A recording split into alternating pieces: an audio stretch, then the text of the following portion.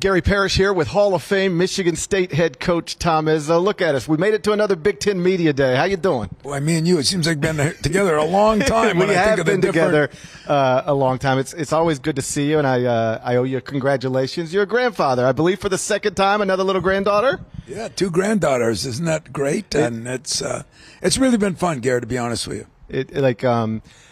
My parents became grandparents, and just to see them with their, it's something that I don't think you can understand until you are a grandfather. That's what I gather, at least. No question. I said that all the time. There's certain things you do in life that you can't say I know what you're going through until you go through it. Right. That's one.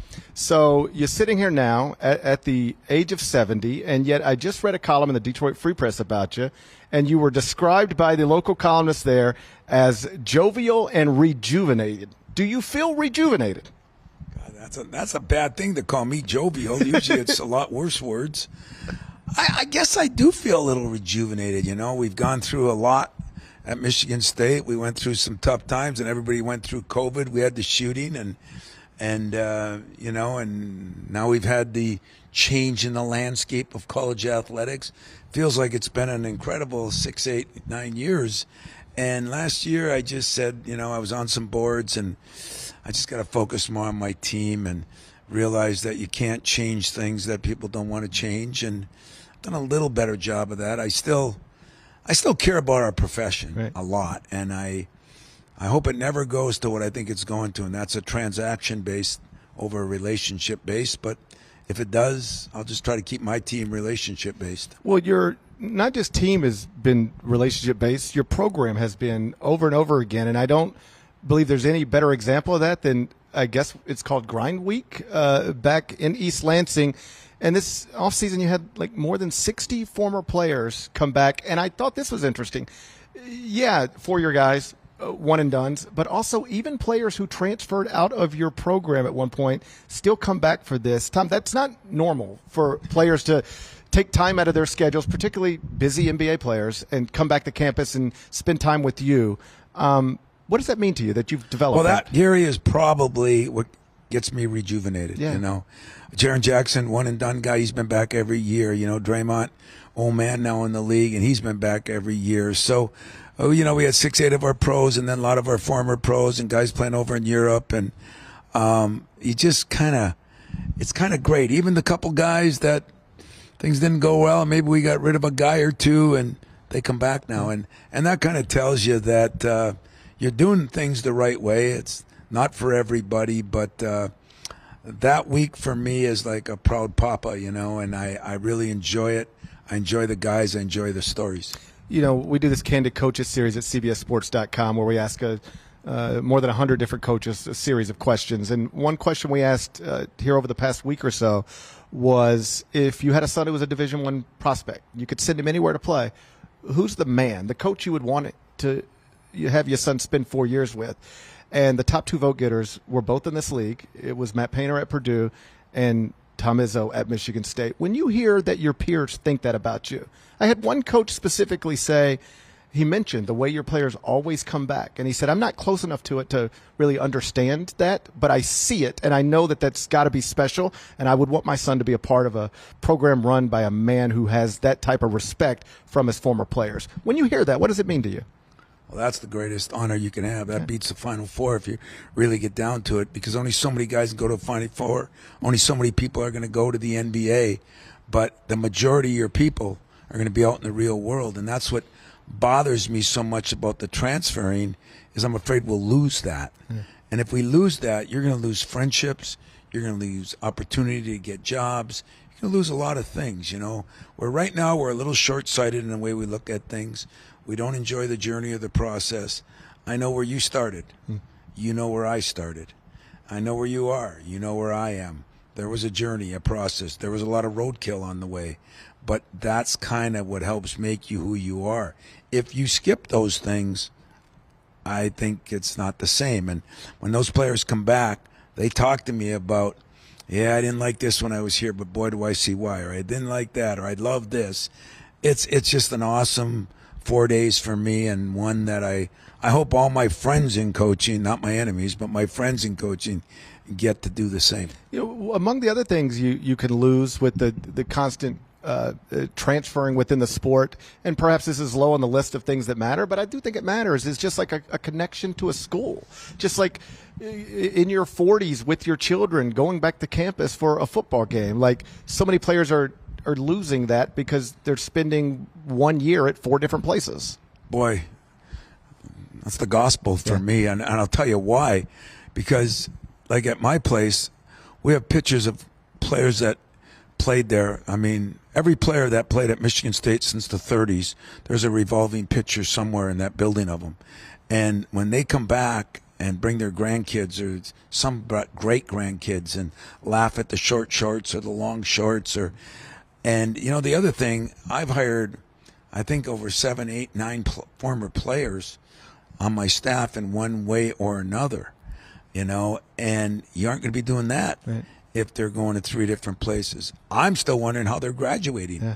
But there's a lot of things that are unintended consequences, and some guys smarter than me must figure it's okay. I'm going to stick to what I believe in, and that's that there's nothing like the relationships you build in college. I'll bet you still, some of your best friends are guys from college.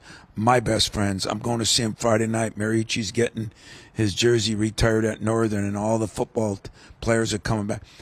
Those kind of events, I just wonder where they're going to be, and I feel sorry if kids don't get to have that. Last March, you coached in your 27th straight NCAA tournament.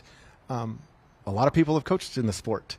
Nobody's ever done that. Not John Wooden, not Mike Krzyzewski, nobody other than you. How? How have you avoided a bad season? I know in your head you have great seasons and seasons that aren't as great, but nothing bad, ever. How? Well, so far, the schedule we got this year, I'm questioning my sanity because we got a tough schedule, and the Big Ten is so tough this year. But, I think the consistency of we do what we do, we change, we adjust, we do things a little different in some ways, but the meat and potatoes of what we do. You still got to defend, you still got to rebound, you still got to run, you still got to take care of the ball. Those things can last through any era. And I think the fact that for the most part, I have homegrown kids, meaning in the program. So the program's never bare. I mean, we got teams in our league right now that got 12 new players out of 12. Yeah. We got a lot of teams that have 7, 8 new players.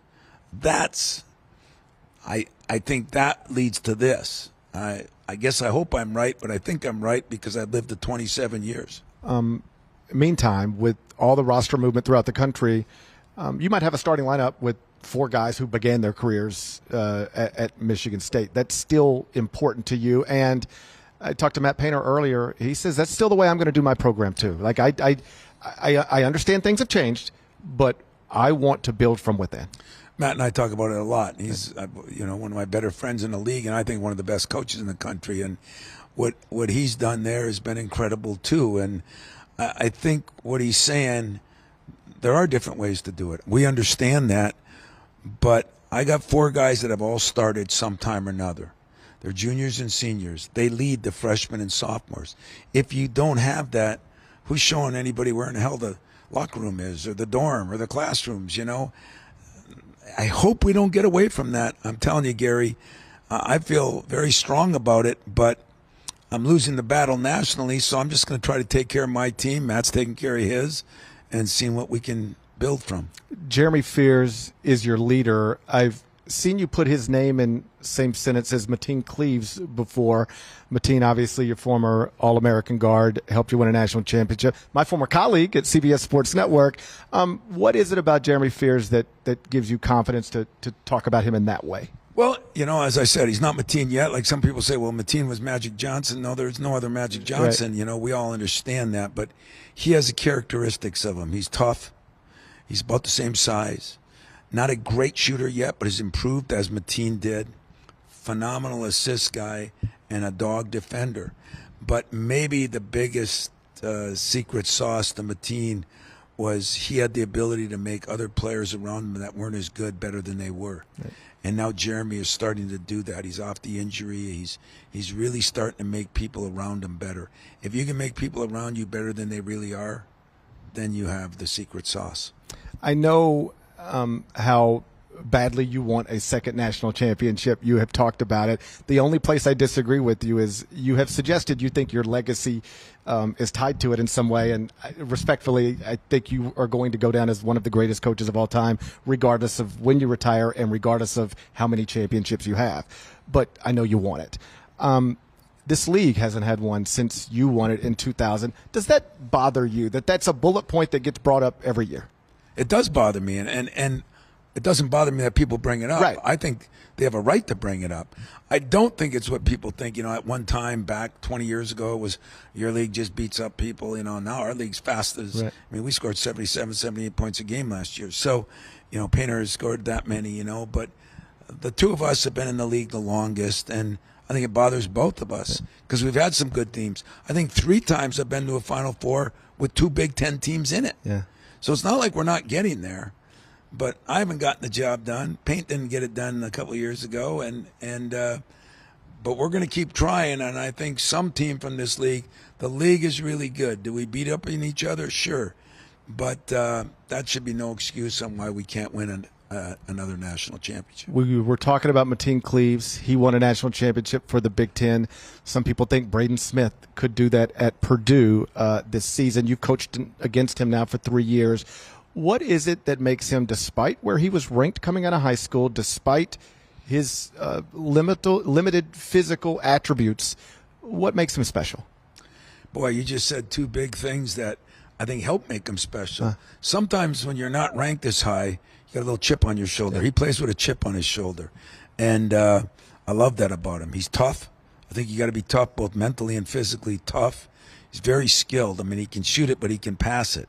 So he can make other people better. He threw those great lobs. He can do a lot of things. But to me, he's a winner. I don't coach him. I do talk to Matt, but he's a winner. He just does whatever. If he has to make a shot, he makes the shot. If he has to get a rebound, he rebounds pretty well for a guard. He pushes the ball very well, and he can shoot it. So there's a reason he's a Player of the Year candidate, is deservingly so. And, if we're not in it, I'd be cheering hard for him to win a national championship. Last thing before I get you out of here, another great season last season. You won a conference championship. You're in the Elite Eight. What does success look like for you this season? You lost some pieces from that team, but you brought some back as well. Yeah, you're right. I mean, what's the hardest thing for me when you evaluate your team is you have no chance in hell of knowing what the other teams have anymore.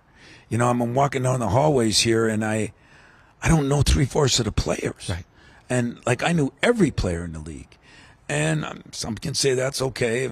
I don't. Right. But not to interrupt, but I was talking to Scott Drew about this at Baylor, and he said, I could tell you who was going to be good next season in November. Just get us to signing week, and I can tell you who's going to be good next season. Now, in March, I don't even know who's going to be good next season. I couldn't agree with Scott more.